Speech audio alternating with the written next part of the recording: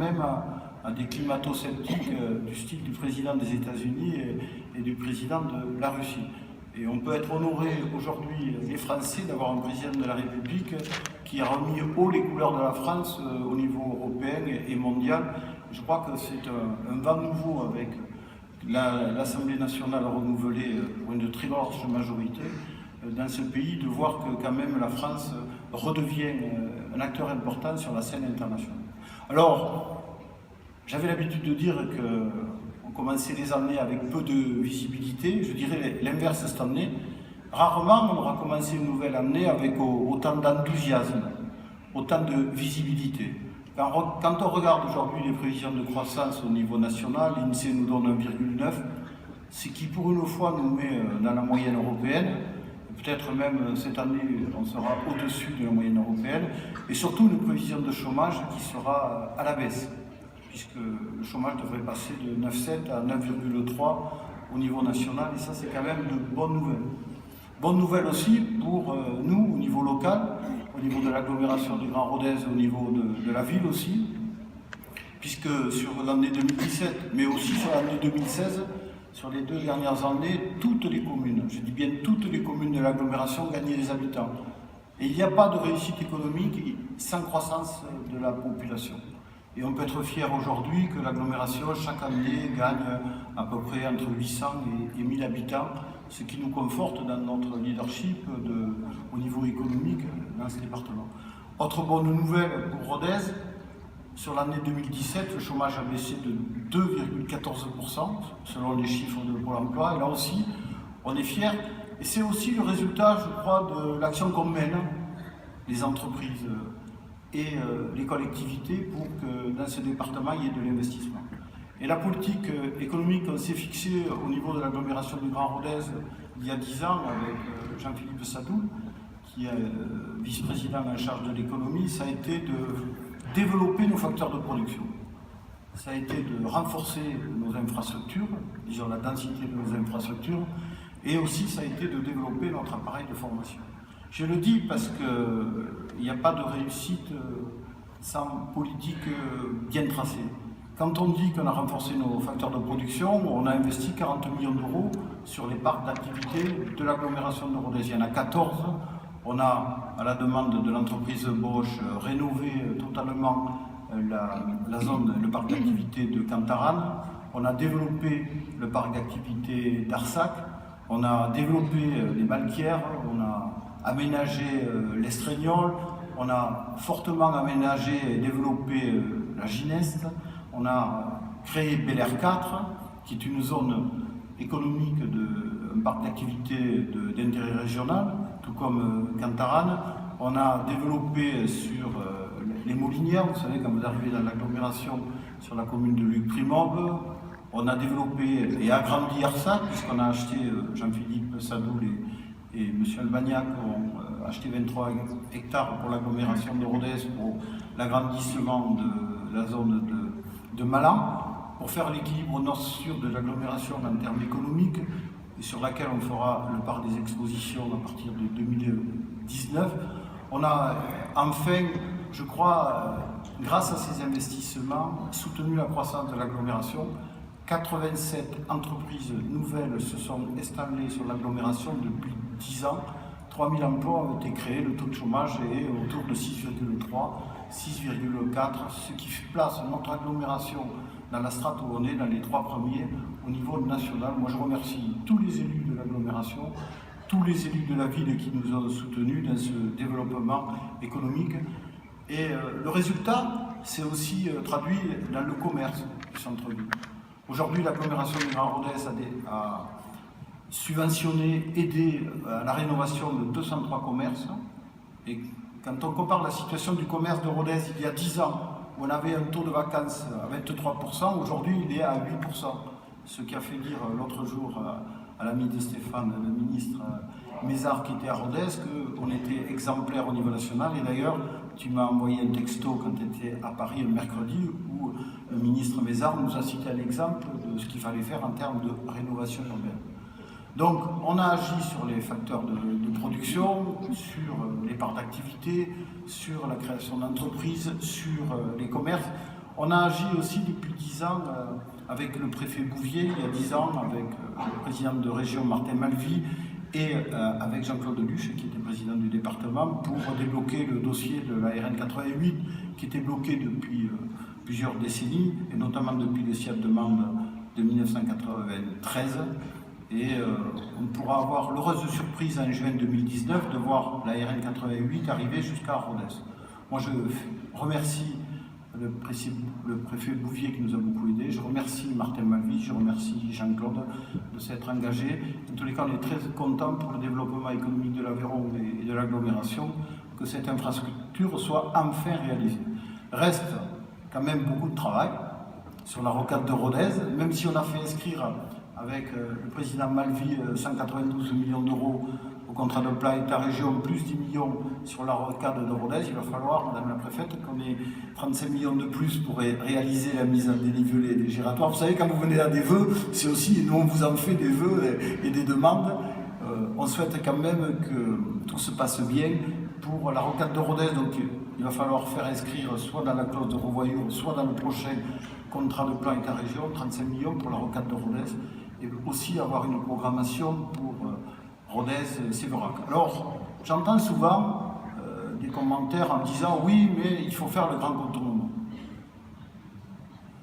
Je tiens à rappeler une nouvelle fois que 94% du trafic de la rocade, c'est du trafic intramuros, qui touche la vie des habitants et la vie économique de notre territoire.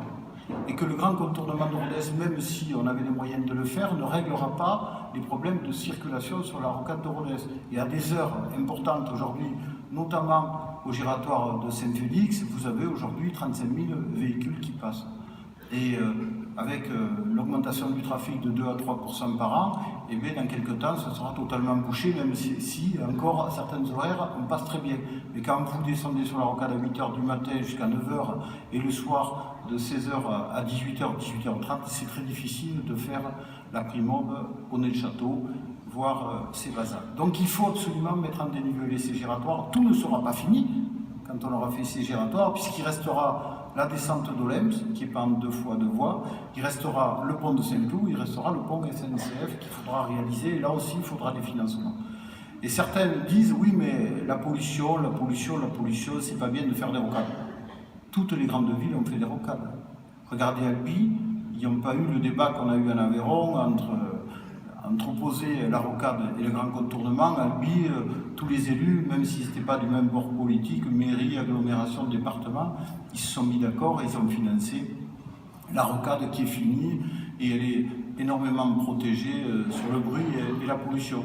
Et je voudrais dire ici, puisque j'en ai l'occasion, que quand même, en termes de pollution, elle existe la pollution, il serait stupide de la nier. Mais quand vous regardez l'évolution des normes européennes, s'agissant de l'oxyde d'azote, grâce aux normes européennes, entre 1992 et 2020, la pollution sera passée en termes sur l'oxyde d'azote de 500 à 85. Ça veut dire qu'elle aura été divisée par 6. C'est le fameux NOx. Après, sur le monoxyde de carbone, ça sera passé de 2700 à 500 milligrammes par kilomètre, et au niveau des particules, ça sera passé de 140 à 4,5. Ça veut dire que la pollution sera toujours, mais une voiture aujourd'hui qui sera aux normes Euro 6 sera nettement moins polluante que ce qu'elle était il y a 20 ans. Et j'espère que dans 5 ans, dans 10 ans, compte tenu des décisions qui vont être prises au niveau national et européen, concernant les moteurs thermiques, nous aurons des voitures, quel que soit leur carburant, qui seront de moins en moins polluantes. Il faut aussi le dire, et elles seront aussi de moins en moins bruyantes. Je ne dis pas que ça supprime la pollution, mais il faut savoir de quoi on parle. Et Rodez, nous sommes la seule commune de l'Aveyron qui mesurons tous les jours la qualité de l'air, que vous pouvez lire d'ailleurs sur le site de l'ORAMIP, et on est très nettement en dessous des normes qui sont préconisées au niveau national et européen. Le troisième facteur qui développe beaucoup l'économie sur le long terme, sur le moyen terme, c'est l'enseignement supérieur. Et là aussi, on a fait un bon boulot, je crois, que ce soit la région, le département, la ville, l'agglomération et la ville, puisque en 10 ans, c'est 850 étudiants de plus à Rodez, c'est-à-dire 34% d'étudiants en plus. Et grâce au contrat de site qu'on a négocié avec la région, avec Nicole Belloubet, avant qu'elle soit ministre de la Justice, puisqu'elle est aveyronnaise et ministre de la Justice, quand elle était avec nous vice-présidente de la région Midi-Pyrénées, pour l'Aveyron, elle a fait un super contrat de site. Et grâce à elle, on a 25 formations supérieures supplémentaires, ce qui fait qu'aujourd'hui, sur Rodez, avec des établissements universitaires très dynamiques, je parle de l'université Champollion, je parle des IUT, je parle des lycées, je parle de la CCI, je parle de la ROC, etc. Nous avons 79 formations supérieures à Rodez et 3300 étudiants. Et quand vous verrez, quand vous voyez au niveau mondial, les villes qui ont de l'avenir, les territoires qui ont de l'avenir, c'est les territoires qui développent l'enseignement supérieur. On n'en fera jamais assez pour développer l'enseignement supérieur. Avec Jean-Philippe Sadoul, on a défendu tous les dossiers qui nous ont été présentés au niveau de la recherche, au niveau de l'agglomération, puisqu'aujourd'hui, il n'y a que les régions et les agglomérations qui financent l'économie. On a soutenu les programmes de recherche Genomic Branding, Oléosol, Roqueux, je ne me rappelle plus exactement, c'est assez compliqué. En fait, on est fiers, tous les dossiers qui nous ont été présentés en termes de financement de recherche, on a donné notre participation à côté de la région et avant le département quand ils avaient la compétence économique. Ce qui fait qu'aujourd'hui, nous sommes un territoire qui se porte bien en termes de croissance, en termes d'emploi, mais aussi en termes sociaux. C'est pour ça, comme on se porte bien, on a les moyens aujourd'hui de financer de nombreux projets. Et à Rodez, sur les 2-3 ans qui viennent, 2018, 2019 et 2020, vous allez voir beaucoup de chantiers commencer ou se terminer. Actuellement, on est en train de finir l'aménagement de la Gineste jusqu'à Bel-Air. On est en train de reconfigurer la route, l'avenue de la Gineste.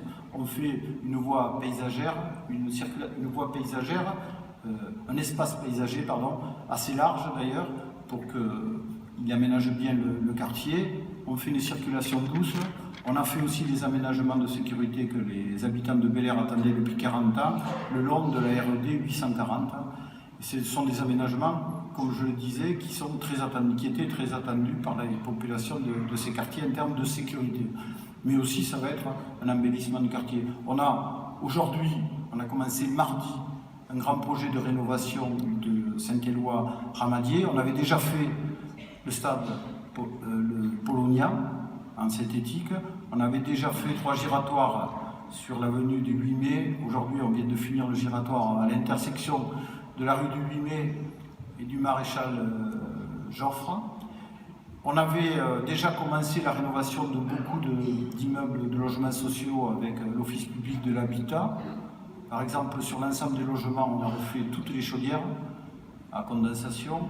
On a travaillé avec l'OPH sur les menuiseries, sur l'isolation. Et on va continuer, on va aller encore plus loin dans les 2 ans ou 3 ans qui viennent.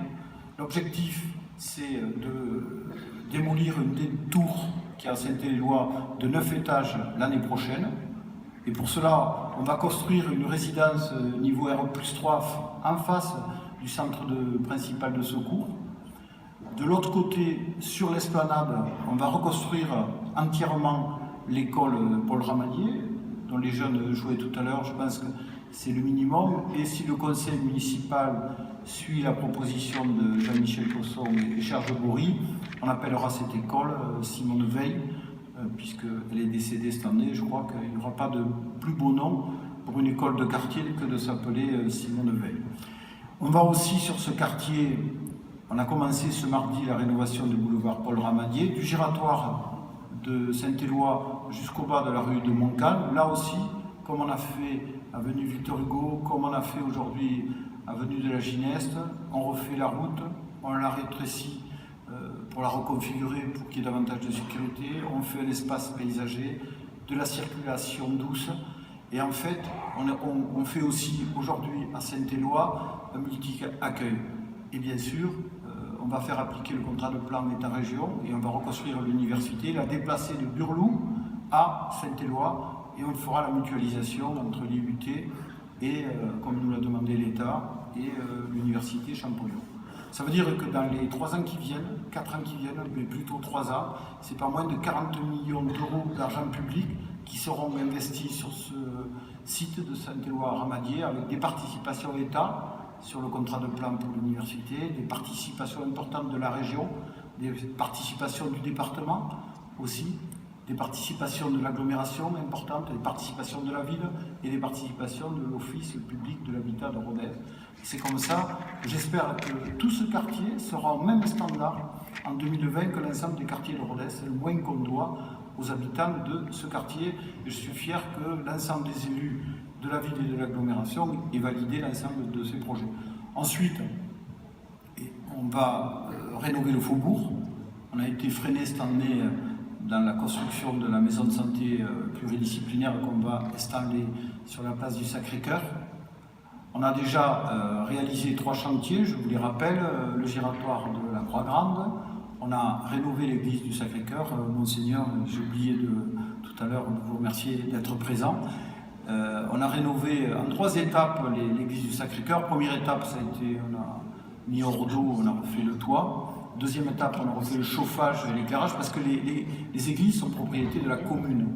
On a refait, et actuellement, on est en train de réaménager l'intérieur et nous sommes bien aidés par la paroisse du Sacré-Cœur qui finance la moitié des rénovations. On les remercie beaucoup. Et je vous invite tous, fin mars, pour les fêtes de Pâques, à venir à l'église du Sacré-Cœur qui va, pour ceux qui sont du quartier, qui est magnifique aujourd'hui. Après cette rénovation, c'est une très belle église, celle du Sacré-Cœur. On a, donc dans le projet de rénovation, il nous reste aujourd'hui à faire, et on commencera les travaux au 2e semestre 2019 concernant la maison de santé pluridisciplinaire. Donc il y aura 60 praticiens à l'intérieur. Quand j'étais jeune, il y avait 11 médecins dans le quartier, aujourd'hui il en reste 5. Donc la démographie médicale, elle n'a pas des problèmes qu'en rural, elle l'a aussi en urbain. Il est urgent qu'on fasse une maison de santé, on en fera 3 sur l'agglomération, une à Aunay-le-Château, une à Luc-Primorbe, une à Rodez. Et s'il faut en faire une autre demain à Sévazac ou une de plus à Rodez, on la fera. Parce qu'on a les moyens de le financer, et puis on a des participations là aussi de l'État, de la région, du département, tout le monde participe à l'élévation du niveau de service public et on ne peut que s'en réjouir. Sur le faubourg aussi, on va faire 2 parkings, un entre la maison de santé et la rue de l'Aubrac, et un deuxième parking beaucoup plus grand de 200 places environ entre la maison des associations qu'on a construit il y a 6 ans, 7 ans, et le centre des impôts. Et on va faire un grand jardin public sur la place avec un espace de jeu pour les enfants au milieu. On va déplacer le marché sur l'avenue Tarère, que là aussi on va reconfigurer totalement. Et on est en train aujourd'hui de faire l'ensemble des réseaux d'eau et d'assainissement sur ce quartier. Quand on remonte, j'oublie aussi qu'on fait au passage toute l'avenue, toute la rue du professeur Calmette, celle qui part de l'Ayoul jusqu'à Cardaillac, c'est une des plus longues de Rodez. On a fini tous les réseaux et on va attaquer la route là cette année. C'est un gros projet puisque là aussi les financements sont très élevés. Ensuite, beau projet qui fera plaisir à beaucoup de monde. On a enfin l'autorisation de démolir le bétail. La DRAC nous a donné l'accord avec l'ABF, donc on va tomber 14 maisons. On ne va pas reconstruire cet emplacement, je pense qu'il y a assez de logements à Rodez. Et on va faire un espace vert. Et plus tard, on fera une coulée verte qui descendra du boulevard de Mipuech-Kétao jusqu'en bas de la rue Béteil. Je pense que les anciens ne reconnaîtront pas à la fin de l'année la nouvelle rue Béteil qui sera aérée. On l'a voulu comme ça parce qu'il passe 17 000 voitures par jour dans une rue de Rodez, c'est beaucoup. Mais demain, ce quartier sera totalement reconfiguré. On en profitera au passage pour refaire aussi une partie de l'école Flaugergue et notamment la cour et le piton qui est sur le côté qui est sur le côté situé au nord. Ce quartier aussi a vocation à avoir une deuxième étape après, puisque la première étape de l'aménagement se fera entre la rue Bonafé et la rue Dominique Turc, et après dans une deuxième étape, on aménagera entre la rue Dominique Turc et le lycée Sainte-Marie. Ensuite, nous allons continuer l'aménagement de Combarel. Donc l'agglomération a acheté à l'hôpital l'ensemble du terrain, on a acheté au conseil départemental le parking qu'il y avait, on a acheté à l'État la prison, on est en train de tout réaménager. C'est un chantier énorme, C'est 105 millions d'investissements sur ce quartier. Il y aura 330 logements, d'ailleurs, les chantiers sont partis. Je crois qu'ils sont au niveau R+2, R+3, rue Louis-Lacombe. Il y a déjà 2 programmes qui sont partis rue Lacombe. Nous, la ville, on est en train, avec le CCAS, de construire une maison de retraite, quand même à 12 millions d'euros. L'Office public de l'habitat est en train de construire une résidence senior juste à côté. On mutualisera les moyens entre la maison de retraite et la maison que construit l'OPH. Un grand programme est en train aussi de partir. Ils sont déjà au programme des fondations à l'emplacement de l'ancienne cardiologie. Et des travaux sont en train aussi d'être faits par Rodez Agglomération à l'emplacement de la prison, puisqu'on a démoli tout ce qui ne datait pas du XVe siècle à la prison. On a gardé l'ancien couvent des Capucins. Et vous pouvez voir autour qu'il y a des échafaudages. On est en train de refaire l'extérieur et après on refera l'intérieur. C'est un des bâtiments les plus anciens de Rodez puisqu'il date du XVe siècle.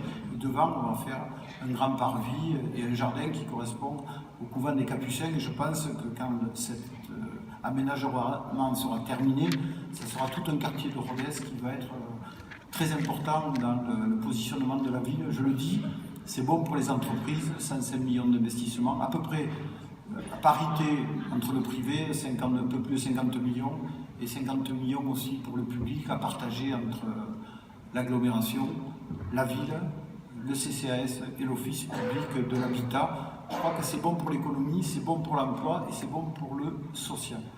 Deux autres projets importants vont émerger au cours de l'année 2018, sur lesquels on a eu énormément de mal à démarrer. C'est la place Foch. Nous allons rénover le parking, la place dessus, faire un grand escalier qui va descendre sur le boulevard Gali. On va reconfigurer la rue et refaire la place Tristan Richard. C'est un projet très important qui là aussi va donner un aspect patrimonial très important à côté de la préfecture.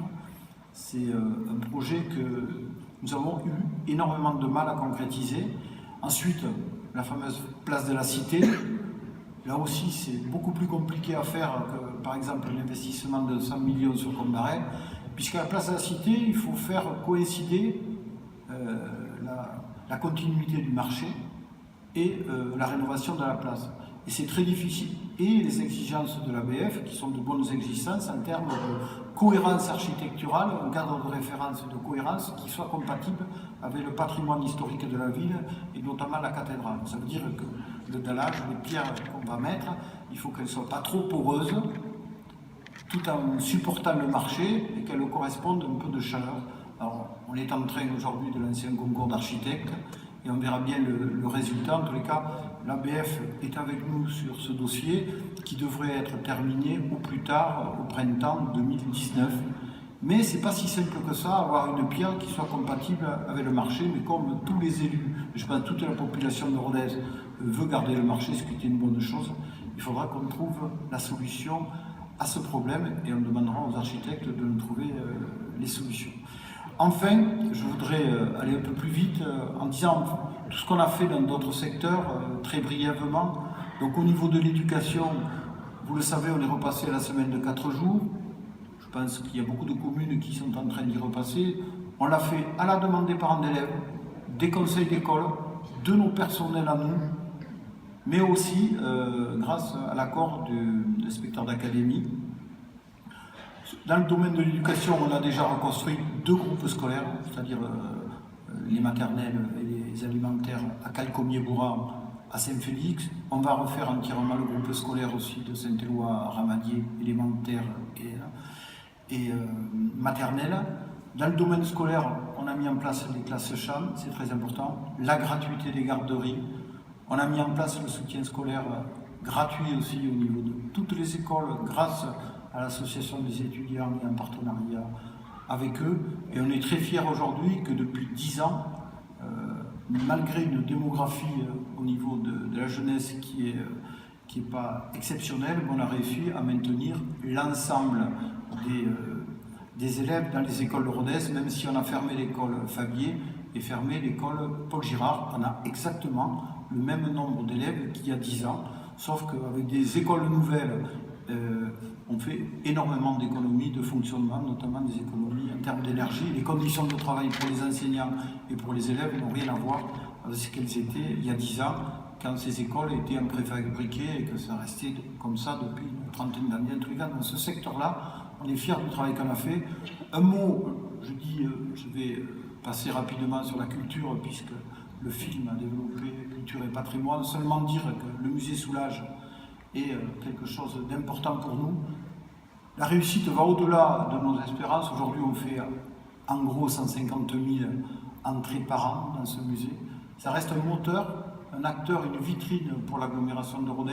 C'est un des moyens qui nous a fait aujourd'hui baisser le taux de vacances centre-ville. Et quand on voit aujourd'hui le succès du musée Soulages et ce qu'on veut faire dans les années qui viennent, créer un établissement public de coopération culturelle avec l'État, la région et le département, puisque Jean-François Gaillard, président qui est là aujourd'hui, se sont engagés sur une délibération de principe de créer cet établissement public.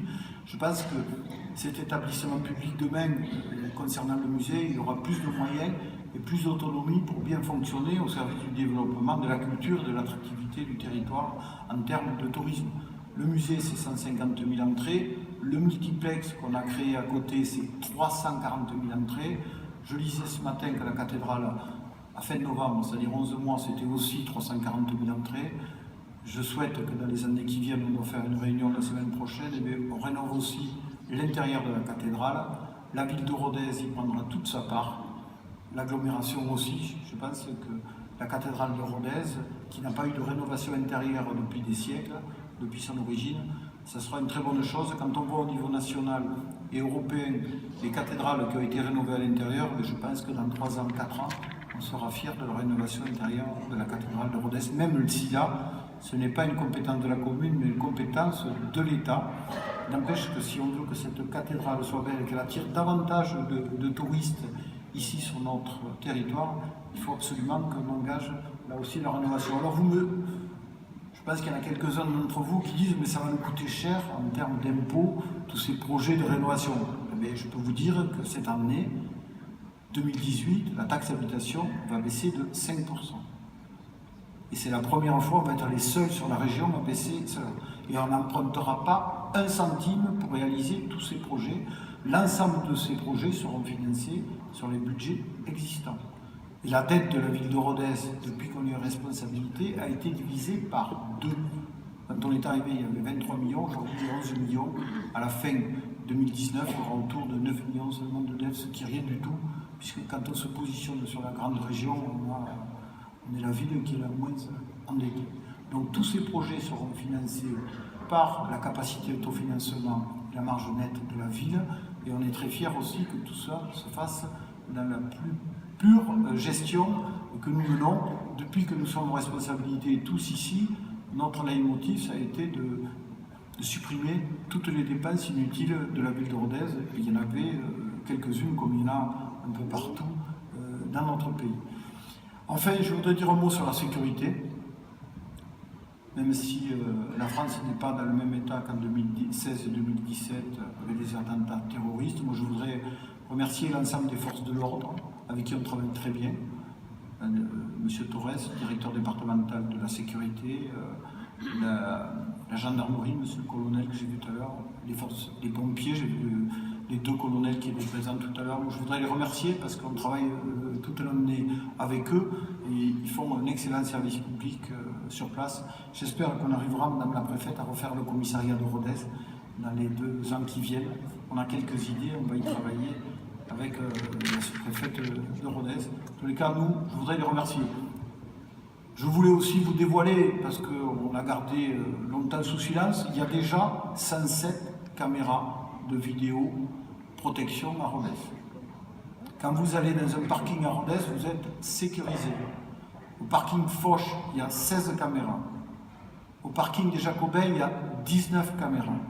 Au parking du Foirail, il y a 22 caméras. Quand vous allez au musée Soulages, il y a 32 caméras.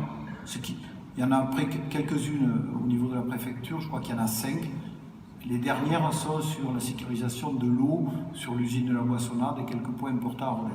On va en installer, l'autorisation d'en installer 30 de plus, ce qui portera en juin, quand on aura installé les 30 de plus, 137 caméras de protection à Rodez. Je pense que c'est un élément important aujourd'hui pour la gestion publique, tant au niveau de la police nationale que de la police municipale, que de savoir qu'à Rodez, il y a la vidéo qui fonctionne en permanence et que s'il y a un problème, on peut toujours la consulter. Ce n'est pas de la vidéosurveillance, c'est-à-dire qu'on n'est pas derrière les caméras, et quand il y a un problème, on peut se référer aux caméras avec l'autorisation du procureur de la République qui seul peut donner l'accès quand il y a des problèmes, qu'il y a une plainte de déposer, on peut avoir accès à ces caméras de protection. Voilà, je ne vais pas aller plus loin, je n'ai pas le temps de parler de logement, je n'ai pas le temps de parler de culture, de transport, pourtant ce sont des sujets importants. Je pourrais parler de social, puisqu'on est aujourd'hui, on va beaucoup avancer cette année, je le disais rapidement tout à l'heure, avec les 3 maisons de santé pluridisciplinaires, avec la construction d'une 3e maison de retraite pour le CCAS de la ville de Rodez. Je pense qu'on a un bon accompagnement en termes d'aide financière, d'aide alimentaire, d'aide énergétique pour l'ensemble des gens qui sont en difficulté. Et on a la chance ici à Rodez, et je voudrais les remercier tous, d'avoir des associations caritatives de qualité. On a triplé les subventions en 10 ans, on a doublé les subventions dans le domaine du sport avec le député quand il était adjoint au sport. On est fiers de tout ça. Cette année, dans le domaine du sport, on a réalisé l'ensemble de la piste d'athlétisme de Vabre. Cette année, on va faire les travaux permettant l'homologation du stade Paulignon. C'est beaucoup plus compliqué parce qu'il y aurait moyens et moyens, méthodes et méthodes à employer pour rénover ce stade, même si beaucoup de joueurs, M. Poisson le disait tout à l'heure dans le film, sont très attachés au stade tel qu'il est aujourd'hui. Et d'ailleurs, le responsable des terrains de football de la Ligue, qui est un ami à Bernard Sol, nous disait l'autre jour qu'on avait le meilleur terrain de jeu. Il n'a pas dit qu'on avait le plus beau stade, mais le meilleur terrain de jeu à Rodez pour jouer au football.